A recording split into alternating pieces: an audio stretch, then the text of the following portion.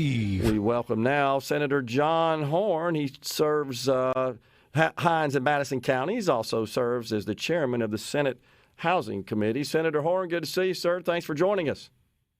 Gerard, it's great to see you. So you guys have been busy this morning with this special session to approve the package for this big project in Madison County. So, Senator, does the location of the project, the campus associated with this project in South Madison County there in the Ridgeland area, is that in your district? Yeah, if most people may not know it, but the project is actually on two sites. And the northern side is on Highway 22, which is in Senator Joseph Thomas's district, I believe.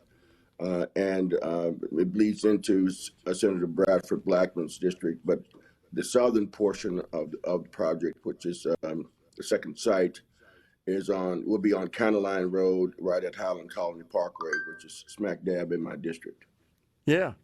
Okay, great. So that's fantastic. So that's right. Two sites, one in a little towards the north of the county, just south of Canton, and the other in Ridgeland, around where I-55 and 220 intersect there. And that's going to be an unbelievable deal for Madison County, for your district. And really, this is the size and scale and scope of a project, Senator, I think you would agree, that's going to not only impact just Madison County, but the entire central Mississippi area. Of course, you represent Hinds County, a good portion of Jackson, and the entire state. Yeah, Gerard, this project could be transformative. I think one of the things that I was told by the developers at MDA is that the presence of so much dark fiber that runs through Mississippi that has excess capacity is what really drove their decision making on this project. Mississippi is an intersection of dark fiber from the north all the way down to the Gulf of Mexico, and also between California and Texas, or Atlanta and Texas, I should say.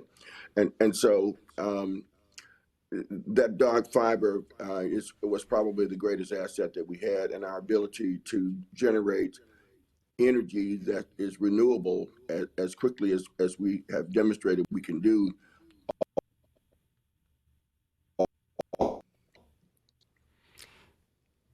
Yeah, that's absolutely right. And so just for the benefit of our audience, I know several people are probably familiar with the terminology, but dark fiber just simply means that there are bundles of fiber, sheaths of fiber that are traverse the landscape underground. They just haven't been terminated. They're not in use. They're just haven't been lit up, as we say in the IT world.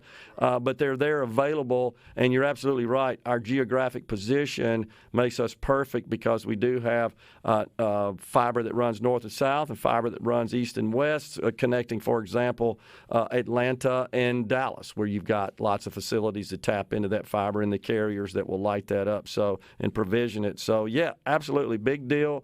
Great deal. We just got informed that I think we're well on our way, right, with the passing of these measures in the House and in the Senate. Maybe something still outstanding there, but by all accounts, looks like it's headed to the governor's desk.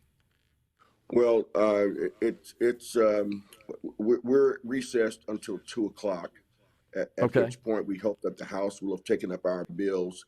And if that's the case, then, yeah, the bills can go directly to the governor. Okay. All right. So we shall await that and look for a big announcement later on getting that thing complete and off to the races. We're expecting maybe an announcement somewhere between 2 and 2:30 this afternoon. Okay. That's awesome. That sounds great. Well, so what else you got going on down there, Senator? Of course, we were talking this morning about this ballot measure process. A resolution has passed the House. It's been transmitted to the Senate. The Senate Minority Leader, Representative Robert Johnson, wasn't really too happy, wasn't too thrilled about the provisions of the bill. How do you think it's going to go in the Senate? Well, I'm a little behind the curve on that, Gerard. I have not seen the bill. Okay. And I don't serve on judiciaries, either of the judiciary committees or the Constitution Committee. But what I hear is that the House is going to try to provide a more straightforward bill, and that uh, some of the committee chairmen who would be looking at it on the Senate side may want to make it a little bit more complex a process to undertake. So we'll see what comes out of both committees, or out Okay. of both chambers rather. Okay. We'll look for that. So, what else are you prioritizing this session, Senator? Well, you know, the issue of affordable housing is a very serious one in Mississippi. We don't have enough housing stock for our residents, and folks are living in substandard housing. There's a benefit losing out on because we're not doing or building as much housing.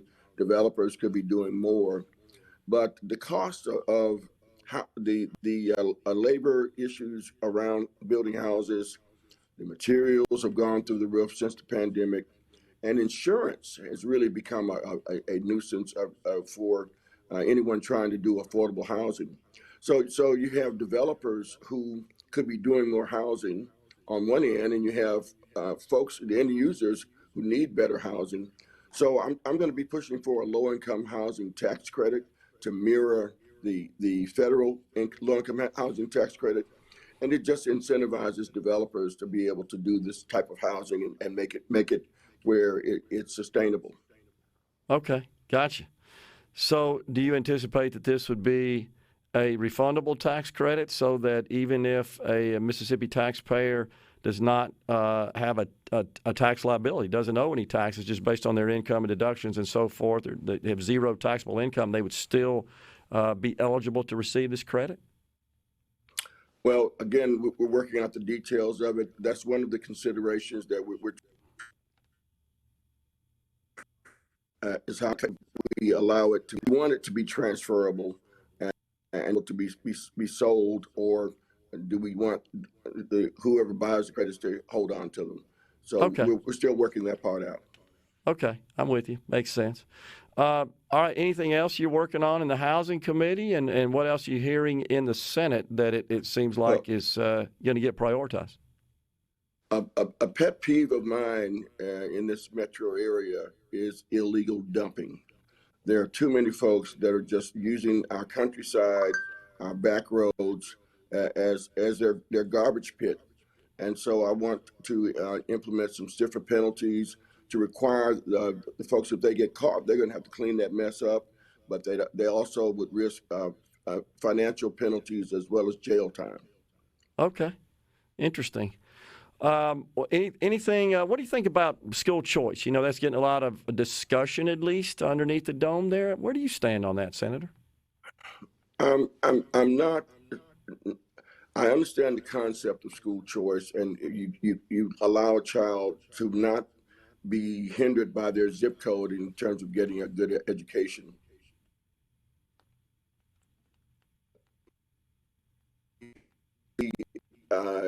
Education. But the problem is our schools are largely underfunded right now. They're not doing as good of a job as they could be. But if the money were to follow the child, those who didn't go to the new school would be damaged and I think harmed by the resources in an already poor district going to another district. So the jury's still out. I want to hear what the argument is, but in principle, I'm not in favor of taking public dollars and giving them to private schools. So if that's a part of the equation, then we're going to have a debate about that. It seems like that is kind of the general sentiment, at least in the Senate, on the Senate side. I've heard the lieutenant governor state the same concern about the education savings account in any situation where public money would be used to fund a private education. Do you feel like that's kind of accurate, my analysis there? Yes, I do. Okay. All right. Well, we'll certainly see where all that goes. But we certainly appreciate you taking a couple of moments here, Senator, to call in. I know you're busy and you got to go, but really thank you for joining Middays. And I'm sure I'll be talking to you more and probably see you around the Capitol, sir. Thanks a lot. I look forward to it, Gerard. Take care. Yes, sir. We're coming right back, folks, in the Element Wealth Studio.